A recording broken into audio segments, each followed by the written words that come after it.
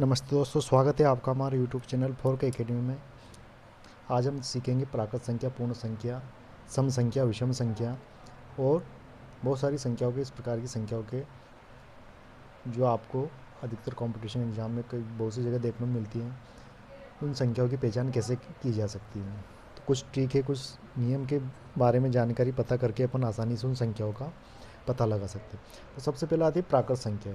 ये आपने छठी क्लास में सबने पढ़ा हुआ, छठी क्लास में, पाँचवीं क्लास में, आपकी छोटी कक्षा में आपको इसके बारे में पता चल जाएगा।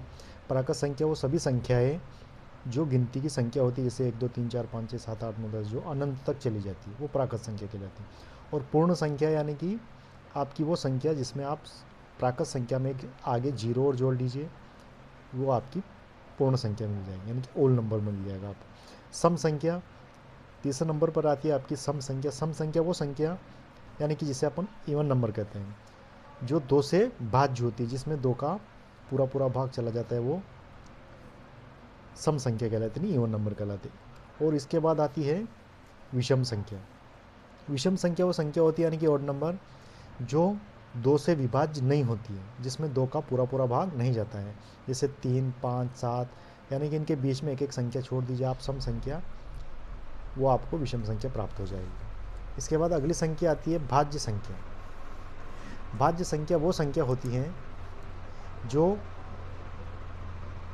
जिसके 2 या 2 से अधिक गुणनखंड हो सकते हैं। जिसके 2 से ज़्यादा गुणनखंड होंगे वो आपकी भाज्य संख्या। गुणनखंड का मतलब जिस संख्या में, दी गई संख्या में कोई सी भी संख्या, आपको मान लें यहाँ पर आपको 6 दिया है कि 6 में या तो 1 का भाग जाएगा या उसी संख्या का भाग जाएगा, तो ये आपकी अभाज्य संख्या होगी। अगर इसमें 1 और 6 के अलावा कोई और संख्या का भी भाग जाए तो वो आपकी भाज्य संख्या होगी। जैसे आप यहाँ देख सकते हो, 6 में आपका 1 का पूरा पूरा भाग जाएगा, 2 का भी पूरा पूरा जाएगा और 3 का भी पूरा पूरा जाएगा, यानी कि 1 और 6 को छोड़कर आप 2 और 3 का भाग भी इसमें दे सक रहे हैं।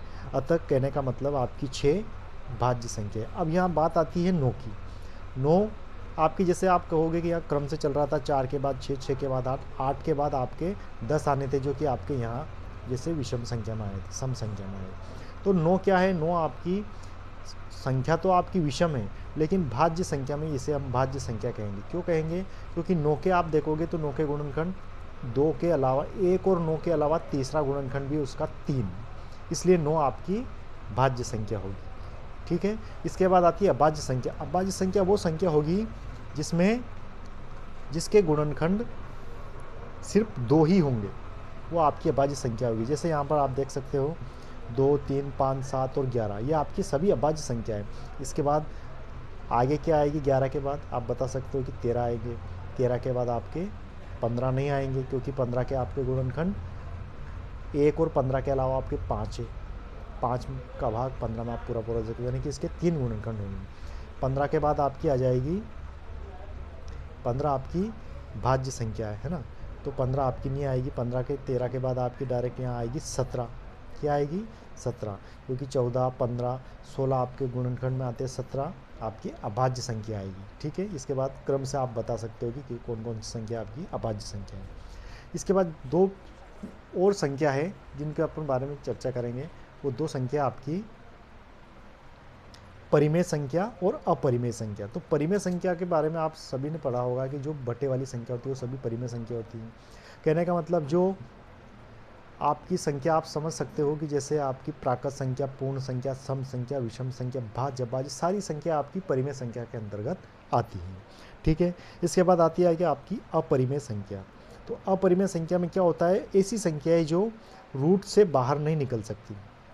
जैसे आपकी यहाँ पर 4, तो 4 को आप रूट से बाहर निकालोगे तो 2 आ जाएगा आपका। यहाँ पर 4 का वर्ग करेंगे, वर्गमूल लेंगे तो 2 आ जाएगा, यानी कि 4 रूट से बाहर निकल सकती है। 6 को आप रूट से बाहर नहीं निकाल सकते, तो आपकी 6 अपरिमेय संख्या हुई, करनी 6, रूट 6। इसके बाद एक और है कि जो परिमेय संख्या जिसके दशमलव आपके शांत, जैसे यहाँ पर आप दशमलव संख्या देख रहे हो जिसकी पुनरावृत्ति आपको डबल हो रही है।